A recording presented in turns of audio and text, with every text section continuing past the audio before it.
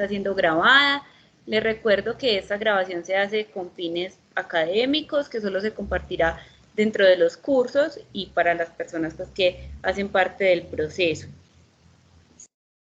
Si alguno tiene dificultades con la grabación o con que se publique la grabación, me lo puede hacer saber de modo interno. Voy a empezar entonces a hablar acerca del tema que nos convoca, que es el currículo. Les voy a pedir un favor, es que como yo voy a ampliar la pantalla acá, yo no alcanzaría a leer sus mensajes, entonces por favor, si en algún momento me dejan de escuchar o algo, pues me abren el micrófono, pueden abrir sus micrófonos para poder saber qué está pasando. Listo.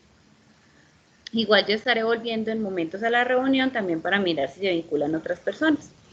Vamos a hablar entonces acerca de lo que es el currículum. Ya en la actividad 2, que algunos he tenido la oportunidad de leer 3 de las actividades, veo que muchos se han preguntado por el tema del currículum, pero en especial me agrada encontrarme que hay un gran reconocimiento de lo que es el currículo oculto. Ahorita vamos a ver la diferencia entre ese currículo que es oculto y el currículo tácito, el currículo que está explícito, el currículo explícito que podemos visualizar pues fácilmente. Hay varias definiciones del currículo, yo quise tomar 3, que de hecho las encontramos también en la unidad 2 del curso. Una de ellas es de Bolaños y Molina, la otra de Bobbitt y la otra de la UNESCO. Para los primeros, el currículo es una manera para concretar la política educativa dentro de los sistemas de educación formal. Para la segunda persona, el currículo son todas aquellas cosas que los niños y jóvenes hacen a fin de desarrollar y experimentar habilidades y capacidades para una vida adulta. Estas cosas entonces se hacen dentro del sistema escolar, ¿cierto? Y en el caso de la UNESCO, entonces nos define el currículo como todas las experiencias, actividades, materiales, métodos de enseñanza y otros medios empleados por el profesor o pues medios que son tenidos en cuenta para alcanzar los fines de la educación. También ahorita vamos a ver al final cuáles son los fines que propone la UNESCO. Hay 5 fines específicos que desde la UNESCO se nos plantean para la educación. Desde la Ley General de Educación en Colombia nos dicen que el currículo aborda muchas cosas, aborda un conjunto de criterios, es decir, los criterios de calificación, de evaluación, de planeación de las actividades, los planes de estudio, programas, metodologías y procesos que contribuyen a la formación integral y a la construcción de una identidad cultural, nacional, regional y local. ¿Qué quiere decir esto? ¿En qué se traduce ese artículo 76 de la Ley General de Educación, la Ley 115 de 1994? Que los currículos abordan todo lo que tiene que ver con la planeación. Hasta aquí, o sea, hasta aquí solamente nos están hablando de la planeación del proceso educativo, pero más adelante nos hablan de otras cosas que van más allá de la planeación de una clase, de la planeación de una actividad, de una evaluación. Más adelante nos hablan de algo que tiene que ver con la identidad, ¿cierto? Con la identidad social, con la identidad cultural, que se formen los sujetos en la medida que van aprendiendo. El currículo entonces se relaciona estrechamente con todo lo que nosotros aprendemos dentro y fuera del aula. O sea, no es una cosa que se centra solamente dentro del aula, porque si ustedes ven, por ejemplo, la identidad cultural nacional, regional y local, es una cosa que tiene que ver con aspectos muy variados, es una cosa que no se limita explícitamente a lo que hacemos en el aula, sino que trasciende ese límite del aula. De hecho, muchas de las cosas que nosotros aprendemos para la vida y para el futuro, las aprendemos justamente en ese compartir con nosotros que se da fuera del aula. Pero además de eso nos dice la Ley General de Educación que el currículo incluye los recursos humanos, académicos y físicos para poner en práctica las políticas y llevar a cabo el PEI o el proyecto educativo institucional. No podríamos hablar de currículo, por ejemplo, sin comprender la razón de ser de la escuela, sin comprender la existencia de los maestros, los recursos que se presentan dentro de las instituciones, bien sea académicos, físicos o incluso esos recursos humanos que son tan valiosos. Actualmente hay recursos tecnológicos que muchas personas dicen, no, es que ya no hay necesidad del maestro. Si así fuera, nunca habría existido esa necesidad, porque antes existían los libros, existían otras cosas también diferentes a Internet. ¿Qué es lo que pasa? Que en este momento tenemos posibilidades de acceder a más información o de una manera más ágil, más rápida a la información. Pero eso no quiere decir que no se necesite el maestro, porque la enseñanza es algo que está orientado, es algo que tiene que ver con un objetivo claro. No se enseña cualquier cosa y las cosas no se enseñan por sí solas. Yo puedo aprender un idioma solo, sí, mucha gente de manera autodidacta aprende un idioma, pero yo no puedo aprender valores, yo no puedo aprender a convivir si no me relaciono con otra persona. Si yo solamente estoy con 2 o 3 personas, hacemos comunidad y dentro de esa comunidad hay cosas que son válidas, aceptadas y hay cosas que no. Entonces tenemos que entender que el currículo implica todo lo que sucede en el acto educativo, no solamente desde la planeación de ese acto educativo. Se me pasó decirles ahorita que por favor si tienen preguntas, las anoten para que las compartamos al final. Luego entonces, en la segunda unidad del curso hablamos acerca de algunos tipos de currículo. Durante mucho tiempo se reconoció solamente el currículo oculto y ese currículo que es explícito. Pero aquí vemos que tenemos, 2, 4, 6, 8, 10, 11 formas de currículo. Y con toda seguridad, si buscáramos más, encontramos más formas en las que se da el currículo, ¿cierto? ¿Cuál es la primera de ellas? Unos currículos que son planteados por competencias. Por ejemplo, en Colombia, en este momento, una institución que ha avanzado mucho en el tema de la formación por competencias es el SENA, el Servicio de Enseñanza Nacional de Aprendizaje, creo que es la sigla. El SENA es una institución en la cual los estudiantes no ven cursos. Ellos no tienen cursos, materias, como las que tenemos normalmente en una universidad o como las que tenemos normalmente en un colegio. Ellos son conocimientos que van desarrollando por competencias y esas competencias pueden ser transversales. ¿Cuál es de pronto una de las dificultades de la educación regulada que tenemos desde hace muchos años? Es que, por ejemplo, puede que yo sea profe de un curso de investigación en una universidad, tenga ese curso de investigación y llegue a darle a los estudiantes metodología de la investigación, teoría de la investigación o que se haga un semillero de investigación. Pero resulta que en otra materia los estudiantes también van a ver algo de investigación, entonces el profe empieza a repetir metodología de la investigación, teoría de la investigación y otra vez cosas que el estudiante ya vio, que ya debería saber y que pues se pierde tiempo, por así decirlo, en eso. Si se transversalizan los cursos, vamos a saber que eso que el estudiante aprendió en la otra materia le va a servir ya en esta. Por eso allí esa formación por competencias atiende más al desarrollo de un saber específico que le sirve al estudiante para ponerlo en práctica. La competencia se define como una capacidad para hacer algo. Este currículo por competencias es muy, ¿cómo lo digo?, muy aceptado en sistemas de educación no formal en los cuales se busca es formar al estudiante más desde un saber específico. Por ejemplo, como lo que les decía del SENA, que es una institución que forma más desde la parte técnica y tecnológica en el hacer. De allí entonces ese currículo. Hay un segundo currículo que es el que se da con apoyo de la virtualidad. La virtualidad se convierte entonces en una mediación del proceso de aprendizaje, no en la razón de ser del proceso de aprendizaje. Y es bueno que tengamos eso en cuenta. Por ejemplo, nosotros dentro de nuestro diplomado, el mediador por excelencia es la virtualidad, ¿cierto? El mediador que tenemos es la plataforma, el uso de internet, el uso de recursos digitales, la creación de contenidos digitales, el OVA que tenemos bien organizado y bien creado. Pero entonces tenemos que tener claro que esa virtualidad es un medio para, ¿cierto? Que no es la razón de ser. En la Católica del Norte la virtualidad es un medio que ha sido pues, ampliamente usado ya durante 23 años y nos hemos dado cuenta que la importancia del maestro, la importancia del contenido sigue vigente, la importancia de hacer un buen contenido. Si no hacemos un buen OVA, un buen contenido con respecto a un curso, a un diplomado, algo que se esté orientando, el curso no va a ser lo mismo, así tengamos, digamos, mucho conocimiento tecnológico o un soporte técnico muy interesante. Puede que sí, eso es valioso, pero más allá de eso tenemos que entender que la virtualidad se convierte en el medio para llegar a algo, ¿cierto? Pero que no se convierte en el fin último del proceso. Por ejemplo, lo hemos visto en estos tiempos de pandemia, o sea, la escuela es valiosa, sí, totalmente. ¿El campo físico de la escuela es valioso y pertinente? Sí, es muy valioso, de hecho, porque en ese espacio físico los estudiantes se relacionan entre sí, construyen otro tipo de saberes como los que hablábamos ahorita desde la convivencia.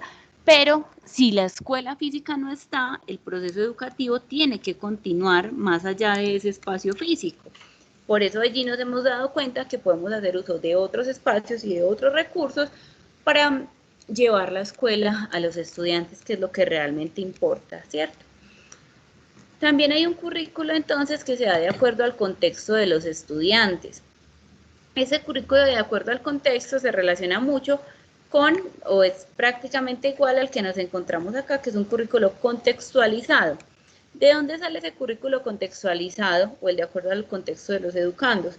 Es un currículo que surge en vista de las necesidades de los sectores marginados. Yo se los decía en la reunión pasada, por ejemplo, cuando tenemos una prueba tipo saber, a mí me sorprende revisar una prueba saber de tercero en la cual una pregunta está orientada hacia el metro o en el cual una pregunta está orientada hacia Transmilenio. Por ejemplo, nos encontrábamos una pregunta que fue creada con un texto sobre el Transmilenio. No tenemos que ir muy lejos. Yo vivo en Santa Rosa de Osos, Antioquia, y en Santa Rosa hay niños que con toda seguridad no van a saber lo que es el Transmilenio. Entonces hay muchas preguntas que son descontextualizadas porque se hacen de manera generalizada, se hacen para todas las mismas preguntas y eso le da ventaja a unos estudiantes y evidentemente le da desventaja a otros. Este currículo, de acuerdo al contexto de los estudiantes, tiene que ver mucho con las propuestas de las pedagogías activas, con autores como Freire, como Giroux, que empiezan a mover el tema del currículo para que vaya más allá de enseñar por enseñar y que ese enseñar tenga una razón. De ahí que se presenten sistemas en los cuales se busca formar un estudiante mucho más crítico, que cuestione su realidad, que entienda esa realidad y que a partir del sistema educativo desarrolle nuevas propuestas para educarse a sí mismo. Un currículo contextualizado, en últimas, nos va a permitir que las personas aprendan lo que necesitan saber. Recuerdo hace muchos años en mi proceso de formación un ejemplo que nos daba una docente. Ella nos decía que alguien le estaba enseñando las partes de la vaca y en el tablero dibujando muy bonito las partes de la vaca y no se había fijado en que por la ventana los niños estaban viendo una vaca real. Entonces a veces el ser descontextualizados nos lleva a desconocer la realidad que tenemos en las instituciones educativas y en los procesos de formación. El currículo axiológico es el que tiene que ver con la formación en valores. La escuela siempre ha sido una respuesta a la sociedad. En últimas, uno de los fines de la escuela es formar el sujeto que la sociedad en ese momento histórico quiere. De ahí que cuando surge la escuela, muchos años atrás, el fin último de esa escuela era simplemente formar al ciudadano. La formación en valores ha sido siempre una de las claves dentro de la formación en la escuela y pues da tristeza que en este momento se haya perdido tanto su valor, que no se le valore como se debe o que no se entienda como se debe, porque en muchas ocasiones se ignora ese papel que tiene la escuela y desaparecen áreas que de pronto nos empiezan a parecer poco importantes. En un momento que creo que llegó alguien, sí. Desaparecen áreas que nos empiezan a parecer poco importantes y empiezan a aparecer otras que son más de formación técnica, tecnológica, que si bien tienen un valor, no son lo único, no son lo más importante de la escuela. Lo más importante de la escuela sería formar en el saber de convivir con el otro, ¿cierto? Es algo que en este momento histórico justamente nos está fallando bastante, saber que el otro está allí presente y que con él me debo relacionar. Este currículo axiológico surge también en respuesta a que se habían desarrollado muchos currículos desde la parte técnica y se estaba dejando de lado ese ser humano. Luego viene entonces el currículo tecnológico, que es el que tiene que ver con el uso de instrumentos específicos que tienen también relación con diversos contextos. Ahorita hablábamos un poco acerca de la formación técnica y tecnológica. Entonces, por ejemplo, si yo estoy estudiando una ingeniería en sistemas, voy a tener que usar diferentes instrumentos a los que usa un ingeniero civil. Voy a tener que usar diferentes instrumentos a los que usa un ingeniero químico. Entonces, el currículo tecnológico tiene que ver también con la especificidad de las áreas de formación. Ya habíamos hablado un poco del contextualizado, que es el mismo que el que se da de acuerdo a los contextos. Este currículo nace como respuesta a los sectores marginados, a esos sectores donde la educación llegaba igual que a los otros, pero no se tenía en cuenta que las necesidades de los sujetos eran totalmente diferentes e incluso sus saberes previos. Yo no puedo llegar a hablar de sistemas de computación en una comunidad que ni siquiera conoce un computador, por ejemplo. Aquí veo que tengo un error en una palabra, dice el currículo como proceso cognitivo, se me fue una N de más ahí, les pido disculpas por ello. Hay quienes consideran el currículo solamente como el proceso de desarrollo cognitivo de los estudiantes, se centran exclusivamente en ese desarrollo cognitivo, en ese desarrollo mental de las personas, que es valioso, sí, pero que no es lo único que existe, ¿cierto? Y luego nos encontramos con el que a mí más me gusta, el currículo oculto. Esas cosas que no se ven, esas cosas que no se perciben directamente en la escuela, pero que sabemos que existen. Por ejemplo, cuando yo planeo una clase como docente para un ambiente presencial, yo no planeo que vaya a llegar una de las niñas llorando, que vaya a tener, no sé, en educación física uno de los estudiantes lesionados. Entonces hay cosas que no se alcanzan a dimensionar, a planear, que también tienen que ver con los valores, por ejemplo, de las instituciones.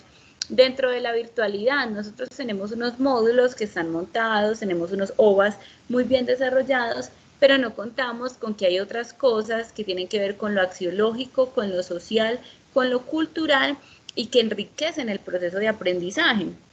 Por eso, por ejemplo, yo en el primer encuentro que teníamos, les preguntaba qué otras profesiones tenían ustedes, porque eso hace parte del currículo oculto. ¿Qué otra formación tienen ustedes al llegar acá? Porque eso nos permite darnos cuenta cuál es como la realidad en la que llegan los estudiantes. No siempre los estudiantes llegan con las mismas competencias, con los mismos saberes, y cuando se desconoce el currículo oculto se empiezan a repetir cosas y se dejan de valorar otras que son importantes e interesantes. Hay un currículo integral que es el que busca formar al ser humano en todas sus dimensiones, no solamente desde los valores, desde lo axiológico, desde lo cultural, o no solamente desde lo cognitivo, sino que busca formar al ser humano de manera integral, completa, globalizada.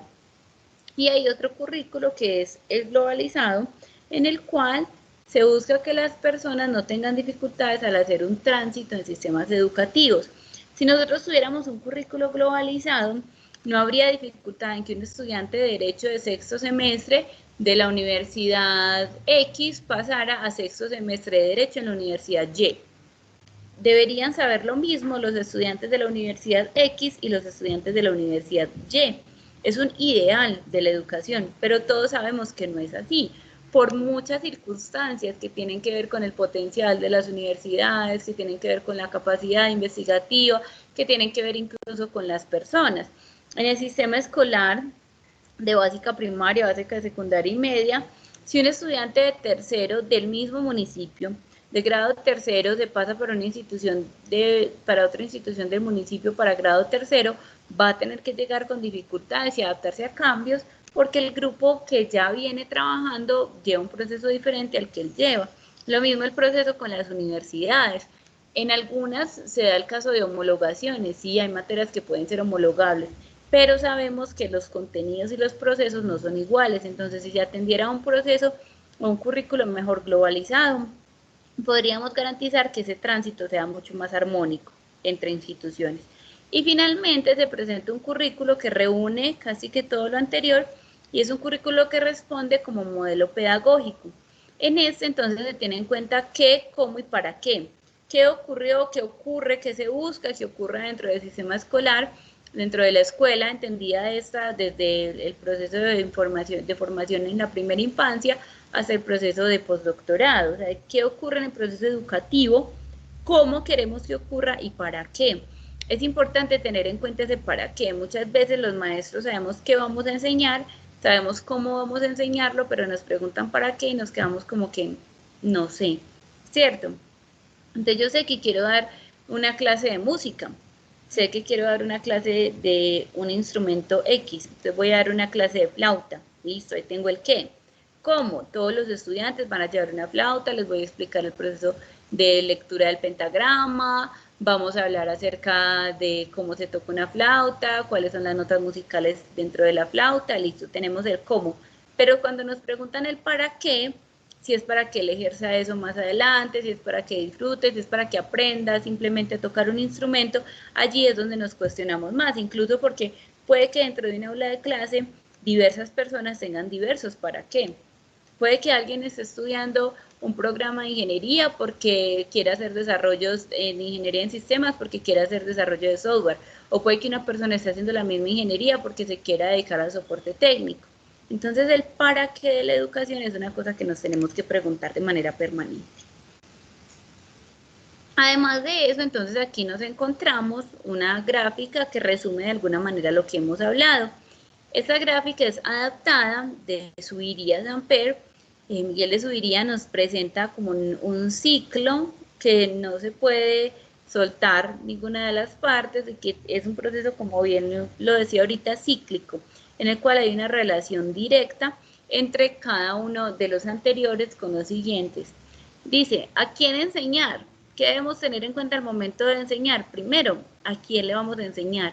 El contexto, quién es ese público. No es lo mismo si yo me voy a enfrentar a un proceso de enseñanza en una universidad privada de estudiantes que están entre los estratos 6 y 7, que tienen todas las posibilidades para acceder a un material, que si yo voy a dar la misma clase o la misma materia en una universidad pública con estudiantes en los estratos 1 y 2 que de pronto no van a tener la posibilidad de acceder ni siquiera a un libro, ¿cierto?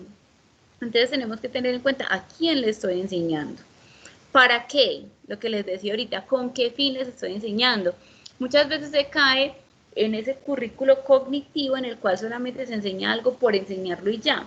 Solamente, bueno, vamos a enseñar este tema, pero es un tema por un tema. De ahí que pues, nos estén pidiendo en este momento, incluso desde el ministerio, pensar no en temas, sino en aprendizajes. ¿Qué quiero yo que el estudiante aprenda? Más allá de qué le quiero enseñar, cuál es el tema que voy a dar.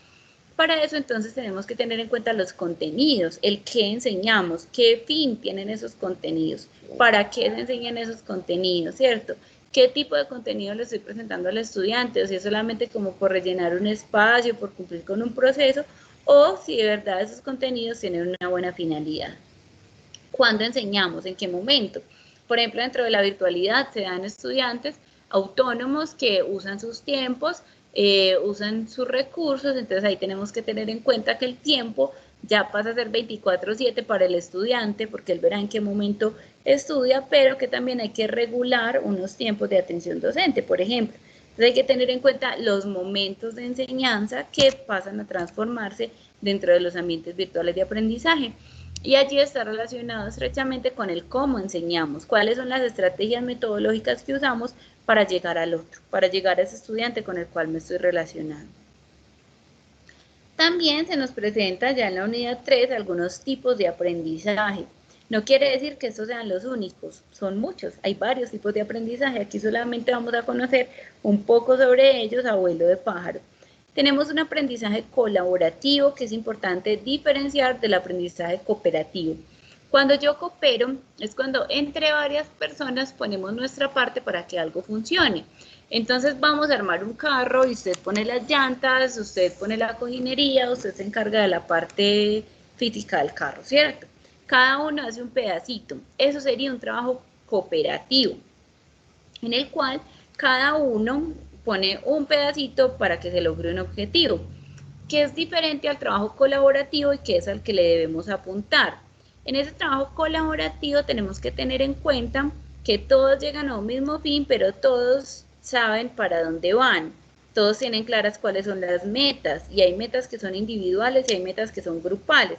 Y el tener claro cuáles son esas metas, por dónde las van a buscar, por dónde van a llegar a esas metas, lleva a que los estudiantes asuman diferentes roles dentro de un mismo proceso, pero no a que se repartan el trabajo, que es lo que generalmente pasa. Algunos estudiantes le dicen a uno, profe, podemos hacer este trabajo en parejas, o uno mismo les dice, este trabajo lo van a hacer en parejas, lo van a hacer en grupos de 3, porque con el otro también se aprende, y se aprende mucho, de manera permanente, ¿cierto? Con el otro se puede aprender todo el tiempo. Entonces uno a veces les propone incluso a los estudiantes que hagan trabajos juntos para que aprendan también de ese convivir con el otro.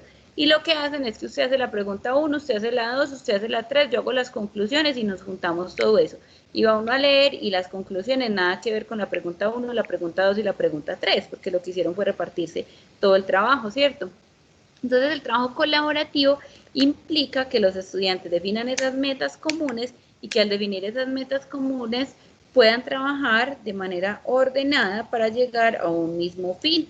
incluso trabajar al momento en el mismo fin, leer juntos, comprender juntos, escribir juntos. Hay un aprendizaje también que es significativo, promovido especialmente por David Ausubel. El aprendizaje significativo es el que tiene que ver con la aplicabilidad de las cosas. Muchas de las cosas que se aprenden, dice Ausubel, son olvidadas. De hecho, hay quienes afirman incluso que hasta el 60% de las cosas que nosotros aprendemos en un proceso, como en un pregrado o como en una formación básica y media dentro de las instituciones educativas, se olvidan, incluso más. Muchas de las cosas que aprendemos las aprendemos para el momento. Entonces, Ausubel habla de un aprendizaje para la vida. ¿En qué consiste este aprendizaje para la vida? Consiste en que lo que aprenden las personas, lo que aprenden los estudiantes, no sea algo explícito para el momento, para responder una prueba, para responder un examen, sino que sea algo que vaya más allá de ese momento y que le sirva a ese estudiante para algo en su vida. De ahí la importancia de que el currículo sea contextualizado. ¿Listo? Hay un aprendizaje que es independiente y aquí, de aquí en adelante, casi que todos se relacionan estrechamente hasta el por descubrimiento. El independiente, el autónomo, el autorregulado, el autodirigido, se relacionan mucho y ya vamos a ver por qué. El aprendizaje independiente es un aprendizaje que no tiene presencia física del docente, pero que sí es guiado por el docente. Como se da, por ejemplo, en la virtualidad. Ustedes de manera independiente realizan las actividades, pero yo les pongo unas fechas de corte, les hago un acompañamiento, estoy ahí pendiente. Es un aprendizaje, digamos, lo más libre, pero implica una presencia de los docentes, así no sea física. En este caso, por ejemplo, es una presencia virtual. Hay un aprendizaje autónomo, que es un aprendizaje libre. Hay cosas que nosotros aprendemos porque queremos, porque nadie nos obliga, porque nos da gusto, ¿cierto? Entonces hay libros que uno lee por simple gusto, no porque busque un aprendizaje específico en esos libros, no porque quiera hacer algo con ese conocimiento, no porque lo plantee como un tema de formación, sino más bien como algo del disfrute. Por ejemplo, hay personas a las que les encanta aprender a reparar cosas, a organizar cosas, entonces ellos se buscan, organizan, o el que le gusta hacer recetas, o el que le gusta aprender idiomas. Es un aprendizaje que depende más de los gustos e intereses personales, pero que no tiene un fin académico en sí mismo, sino más un fin personal. Luego viene el aprendizaje autorregulado, que es el que parte de las necesidades personales. Supongamos que yo hice una carrera en, no sé, una enseñanza de lengua castellana. Yo soy licenciada en lengua castellana, pero entonces he tenido que adquirir aprendizajes autorregulados. ¿Por qué? Porque al momento de enseñar me he dado cuenta que hay cosas que no sé o que tengo que repasar. Entonces lo que hago es, a partir de esa necesidad, buscar una formación ya personal, ya en la que yo busco la información, leo, escribo. Por ejemplo, a mí me gusta mucho hacer esquemas, entonces hago esquemitas con los cuales aprendo ese tema que me quedó de pronto pendiente o que no recordaba. Luego viene un aprendizaje autodirigido, que es un aprendizaje por descubrimiento, es un aprendizaje en el cual yo voy organizando mi proceso. Yo voy dirigiendo mi ritmo de aprendizaje. Puede ser muy rápido o puede ser muy frenado, muy pausado. ¿Por qué? Porque depende del interés y del tiempo que yo tenga. Puede que yo quiera aprender a bordar o que yo quiera aprender una manualidad. Y si tengo mucho tiempo y estoy muy apasionado, lo aprendo en un día, pero puede que tarde un año. Y no hay ningún problema porque es un asunto personal. El por descubrimiento también se da cuando nosotros descubrimos ciertas cosas que de pronto no habíamos notado antes, o que haciendo una cosa hicimos otra, o buscando un autor encontramos otro y fuimos descubriendo cosas nuevas. Eso también nos ocurre mucho entre el proceso de aprendizaje y es muy valioso porque tenemos que tener en cuenta que el aprendizaje no sea solamente en un aula regular, que no sea solamente en un sistema, bien sea presencial o virtual, pero en un sistema regular, sino que se puede dar también en otros muchos contextos. El aprendizaje flexible entonces implica también el uso personalizado de tiempos, de espacios, de métodos, como pasa en la virtualidad. Y finalmente tenemos el aprendizaje experiencial, que parte de los conocimientos previos. Por ejemplo, cuando yo siembro, entonces yo empiezo a sembrar unas maticas, tengo unos conocimientos previos, pero después, por descubrimiento y manera experiencial, voy encontrando algunos saberes que antes no tenía. ¿Cuáles son esos, dentro de esos tipos de aprendizaje que hay que tener en cuenta? Hay que tener en cuenta 3 aspectos: la flexibilidad, los límites y la relación contenido y principios. ¿Cómo así? Cuando hablamos de flexibilidad pensamos que es dejar que todo surja como sea, de cualquier manera, y eso no es así. Porque para flexibilizar algo, yo primero lo tengo que haber programado. Entonces, cuando hablamos de flexibilidad, tenemos que hacer una programación de algunas cosas y empezar a delimitar tiempos que pueden ser diferentes según las personas. Por ejemplo, puede que yo dentro de un curso en una universidad tenga un estudiante que tiene alguna habilidad especial, o puede que tenga un estudiante que tiene alguna condición específica de discapacidad, lo cual va a implicar que ellos dos no van a poder hacer esa misma actividad en el mismo tiempo. Incluso dentro de los estudiantes que no tienen ninguna condición de diagnóstico.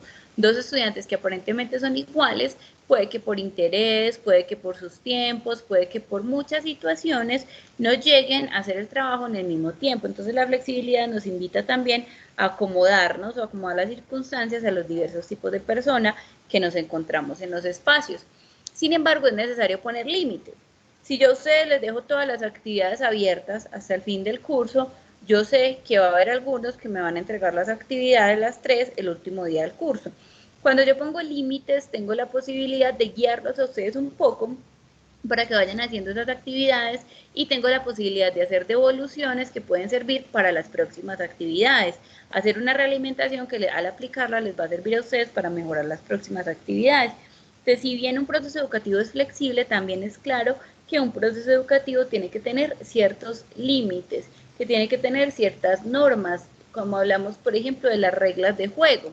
¿Cierto? Al inicio de un curso uno dice, bueno, las reglas de este curso son estas, nos vamos a conectar tales y tales días, vamos a tener encuentros sincrónicos a las 6 de la tarde, o a las 7 de la noche, o a las 10 de la noche. Dentro de la presencialidad, por ejemplo, entonces el curso se orienta en estos días, las asesorías son en estos días. Todo tiene que tener una planeación, no puede ser que por flexibles entonces dejemos las cosas a la deriva. Y finalmente, entonces, la relación entre el contenido y los principios, que tienen que ver con la multidisciplinariedad y la interdisciplinariedad.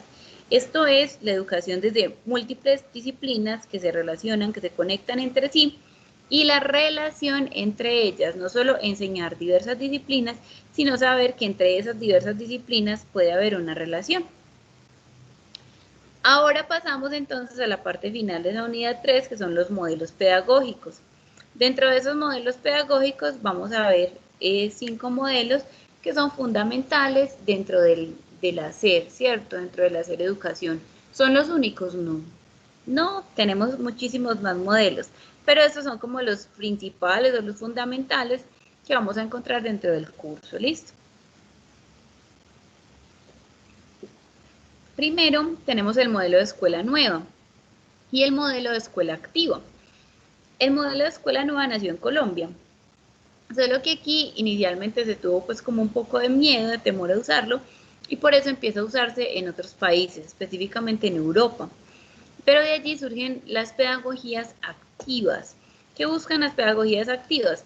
Buscan formar personas mucho más autónomas a partir de las necesidades que dan, pero con una formación que sea de calidad. Esa formación de calidad dentro de esas pedagogías activas, entonces, se enfoca principalmente en las personas que habitan en la zona rural. Por ejemplo, acá se veía que el programa escolar funcionaba muy bien de cierta época hasta cierta época, y luego empezaban unas tasas altísimas de deserción. Entonces empezaba la preocupación: ¿por qué esas tasas tan altas de deserción? ¿Por qué los niños empezaban a ir, se empezaban a aburrir en cierta época del año? Las familias ya decían que entonces era mejor retirarlos de estudiar, y se veía que era que ellos en esa época del año, cuando estaban en cosecha, tenían que ayudar más en el hogar, tenían que ayudar a la cosecha, entonces preferían dejar la escuela. De allí entonces surge esta pedagogía activa, en la cual el estudiante trabaja por unos módulos, puede hacer lectura, y si para su proceso de estudio, no necesariamente tiene que volver a empezar el año cuando lo retome, sino que retoma donde va. Por eso se diseñan unas guías que le permiten al estudiante hacer un control de su proceso, saber hasta dónde va, y de ahí empezar a hacer uso de esa flexibilidad.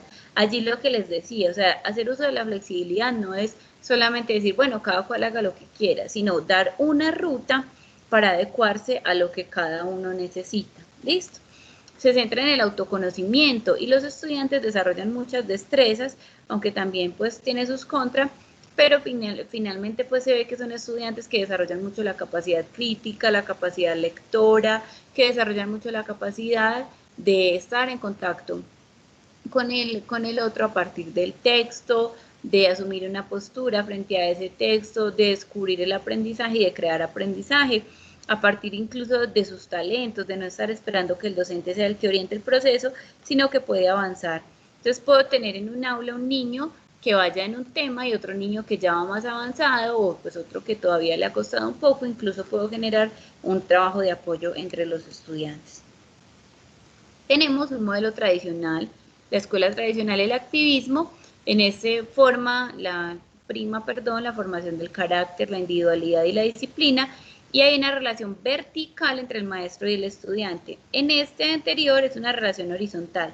¿Qué quiere decir eso? Quiere decir que maestro y estudiante están como a la par, que van construyendo juntos, mientras que en el sistema tradicional el maestro es el que orienta todo y el estudiante simplemente recibe los conocimientos que el maestro le está dando para repetirlos, pero no para pensar. ¿Listo? Entonces ese es como el riesgo que tenemos en las escuelas tradicionales, es que se busca que el estudiante repita como un lorito todo lo que se le diga, pero que no piense. Luego entonces nos encontramos con los modelos constructivistas y la pedagogía conceptual. Las corrientes constructivistas lo que permiten es que haya un aprendizaje significativo en la medida en que el aprendizaje no se recibe del otro tal cual como él quiera, sino que ese aprendizaje se construye en la relación con el otro, se desarrolla en la relación con el otro. Y en la pedagogía conceptual nos encontramos un modelo que responde a otros procesos para desarrollar técnicas de aprendizaje, pero el hecho del concepto se basa más en lo abstracto, en las nociones, en lo que tiene que ver pues más como la formación desde lo abstracto y no tanto la formación para un saber específico, para un saber hacer, que es lo que lo diferencia de la pedagogía o de la corriente constructivista. Y finalmente nos encontramos con el paradigma crítico hermenéutico y el paradigma tecnológico. En estos entonces recordemos que la hermenéutica lo que busca hacer es mirar la realidad de otra manera, preguntarle a esa realidad, no tragar entero, por así decirlo, sino hacer un análisis diferente de esa realidad para llegar a un conocimiento definido. Entonces aquí lo que se propone es que los estudiantes aprendan unas bases que les sirvan para llegar a un conocimiento, pero que esas bases no sean específicamente el conocimiento, que no se queden allí, que el sujeto no se quede allí en esas bases, sino que el sujeto, más allá de tener esas bases, construya a partir de esas bases su conocimiento, que piense a dónde necesita llegar, qué necesita aprender, y que no se quede, como nos dice acá el autor, en condiciones petrificadas históricamente, o sea, en condiciones que nos digan así es y punto, no hay nada más, ¿cierto? Sino que vaya un poco más allá. Luego entonces, para finalizar, nos encontramos las funciones de la educación. Recuerden que más adelante, antes hablábamos acerca de la definición que nos daba UNESCO del currículo y nos decía que el currículo era todo lo que se hace para llegar a estas funciones de la educación, que son 5.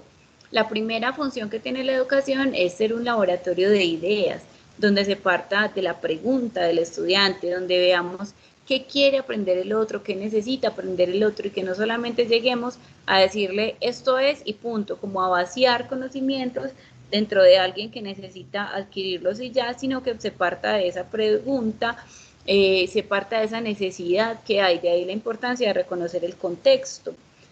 La segunda es la acción normativa.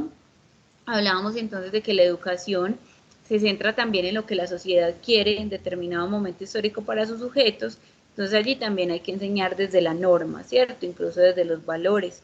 En la tercera encontramos el intercambio de información, que es tristemente en lo que cae muchas veces el sistema escolar, en simplemente mostrar y mostrar información, difundir información, pero que tiene que ir mucho más allá para que el estudiante pueda hacer algo con esa información. En el cuarto lugar encontramos el aumento de capacidades en los estudiantes cuando se coopera, para que esos estudiantes allí sí miren que no tenemos se colabora, sino que se coopera, para que los estudiantes o para que las personas lleguen a desarrollar unas capacidades específicas que les sirvan en especial para el ámbito laboral o para el ámbito personal. Y finalmente tenemos el catalizador de la cooperación internacional. La idea de la UNESCO, lo que nos propone la UNESCO, es que el conocimiento no sea una cosa cerrada, no sea una cosa pensada, por ejemplo, para mi pueblo, para mi país y ya, que el conocimiento sea algo que tenga que ver con lo general, con lo globalizante y que piense en el servicio de todos.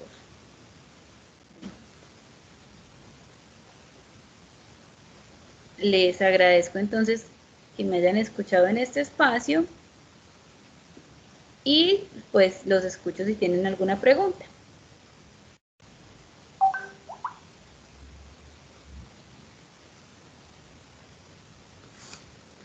Hola.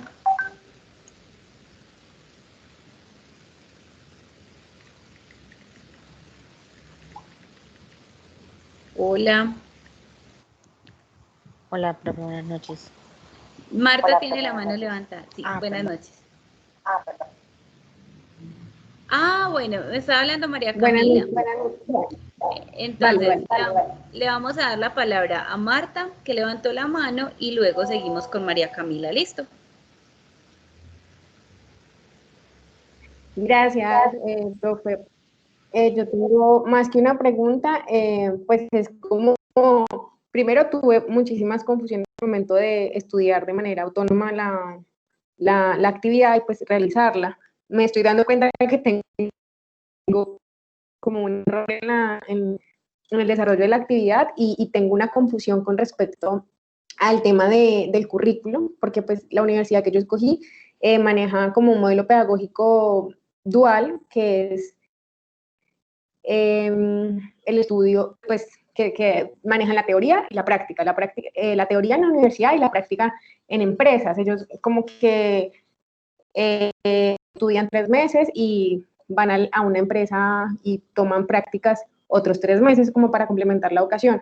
Yo, pues, en lo que estuve, pues, estudiando y llevando a cabo la investigación para hacer la actividad, pensaba, o sea, pues dentro de todos los tipos de currículo que ellos manejaban el globalizado, o sea, no lo comprendí de la manera que tú lo explicas hoy, de hecho me queda muchísimo más clara el módulo y no, pues no sé, pienso que me quedó, pues está errado mi concepto, entonces pues es como eso. Bueno, pero hay algo que tenemos que tener en cuenta ahí, Marta, y es que no hay un solo currículo para una institución. O sea, puede que en una institución se den 3, 4 tipos de currículo, incluso más, ¿cierto? Entonces, pues ya haría lectura de la actividad y miramos si hay alguna dificultad allí, porque, por ejemplo, el currículo oculto está presente en todas las instituciones. Entonces, puede que una institución tenga 2, 3 clases, pero se priorice alguno. Ok. Sí, bueno, pues sí, claro, ahí estaban, identifiqué varios, pero pues como para responder puntualmente, traté como enfocar la respuesta por ahí. Obviamente no fue como es globalizado, no, sino como que traté de enfocar y llevarlo por ese tipo de currículo. Pues no sé, es como más la duda, pero creo que ahora que tomamos como tal la clase, me quedan cosas totalmente, pues muy claras. Y ya, pues era eso. Listo, Marta. Tenía un montón de dudas y hoy se aclararon. Bueno, qué bueno, para eso es este espacio justamente. Gracias. Con gusto. María Camila. Sí, profe. Lo que pasa es que pues, yo también tenía unas dudas en las partes donde hay que definir, por ejemplo, los modelos pedagógicos y los currículos, y es también eso, como que la universidad plantea pues un encabezado, un enunciado sobre lo que se va a basar o lo que se basa, y uno ahí le surge la duda en decir, bueno, ¿qué modelo pedagógico tiene? Bueno, listo, es corrientes constructivistas o también trabaja el último modelo sobre la parte hermenéutica y eso, pero entonces ahí surge como ese conflicto porque la parte constructivista me dice, o bueno, lo que leí sobre las corrientes también es que es como un modelo que ya establecido por la mayoría de los de cómo se imparte la educación. ¿Por qué? Porque es un modelo actualizado donde pues lo que usted dijo no solo es conocimiento, sino también es la parte de formar a la persona, de que vaya a la mano, de que se cree un aprendizaje significativo. Entonces ahí pues la diferencia con el otro modelo pedagógico pues no queda como muy clara. O sea, las universidades manejan varios modelos pedagógicos dentro de su currículo. Depende también, me imagino, de cada carrera en sí.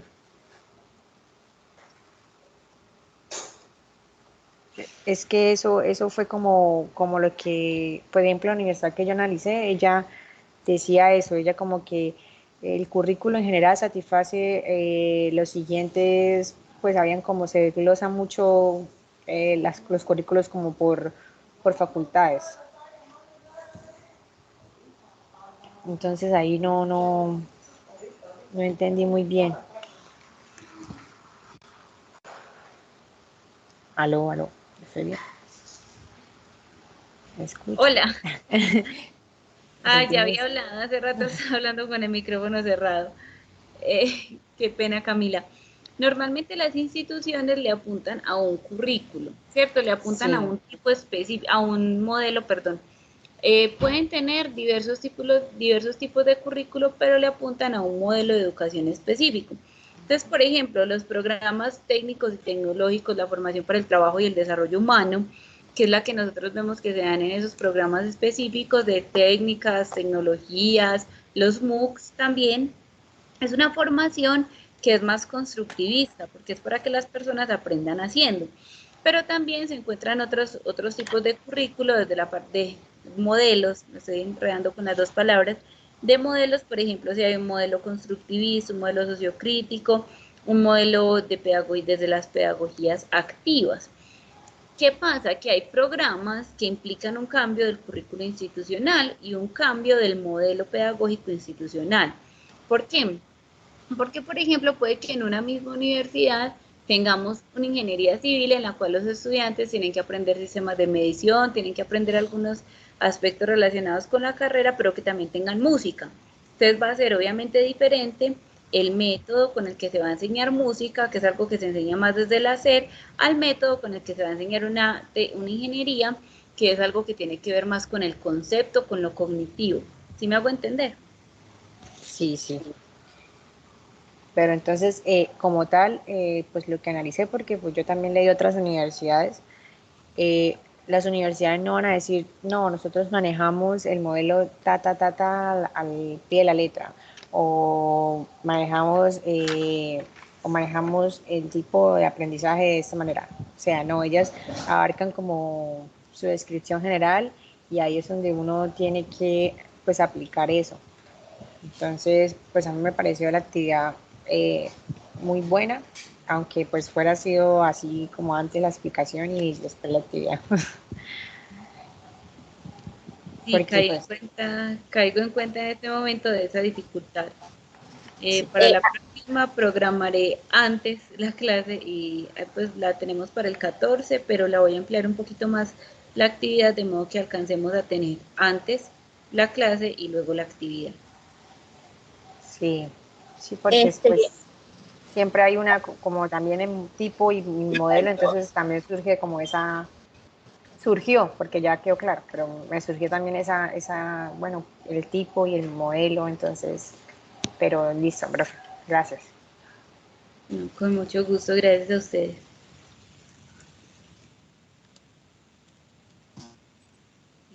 Entonces, la próxima clase la voy a programar, el próximo encuentro, la clase suena como extraño, para el 16 de septiembre, o sea, en 8 días a las 6 de la tarde. Listo, para que yo también tenía un comentario respecto a lo que estaba comentando la anterior compañera, que yo revisé, por ejemplo, la página de la Universidad Libre y ahí encontré, buscando los modelos pedagógicos, me acerqué al PEI de la universidad y ahí encontré, pues la información que encontré como tal no apuntaba a uno de los modelos pedagógicos que nos habían explicado dentro de la universidad, sino que pareciera más bien que ellos construyeran su propio modelo pedagógico. Entonces, eso fue la impresión que a mí me dio con la información que pude verificar en su página, en su page. Ellos manejan un modelo pedagógico didáctico, en donde el docente es quien lidera el proceso de formación y aprendizaje, y los estudiantes tienen como función la autoformación y la autorregulación.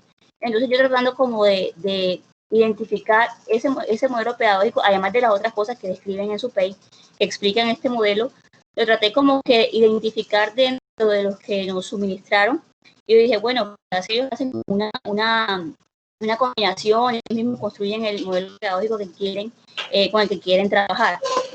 Esa es la que tenía, porque coincidiendo con lo que dice la compañera anterior, ellos como que tratan de construir su propio modelo acorde a los contextos, a las necesidades pues en este caso de la región Caribe, porque yo trabajo acá en Barranquilla, y revisé la página de la Universidad Libre de acá de Barranquilla.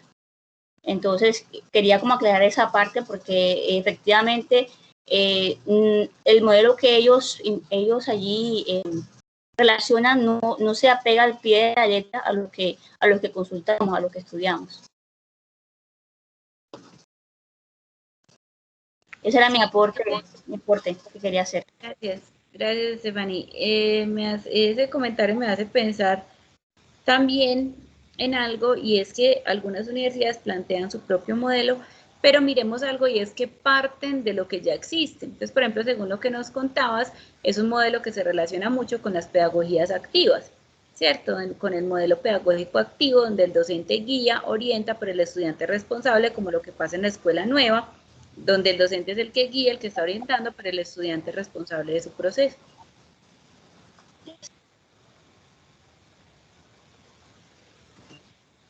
Bueno, no sé si haya otra pregunta, algo más que quieran comentar. Bueno, entonces les cuento que programé la próxima sección para el 16, que es la próxima semana, y entonces la actividad que teníamos para el 14 la dejé para el 25 de septiembre, listo, para que tengamos tiempo de tener antes como el espacio de encuentro. ¿Marta todavía tiene la mano levantada o fue que la dejó levantada ahorita? No, la acabo de levantar porque quería pues preguntar algo sobre la siguiente actividad. Sí. ¿Puedo hacer alguna pregunta? Sí, claro. Bueno, sobre la siguiente actividad tengo como una confusión sobre la pregunta 2, donde dice pues que completen información para el saber elegido de los 7 saberes para la educación del futuro. Y en la pregunta C, que dice relacionar las condiciones que se deben llevar a cabo para el fortalecimiento de dicho saber desde el rol del docente y el rol del estudiante en el aula desde la educación superior.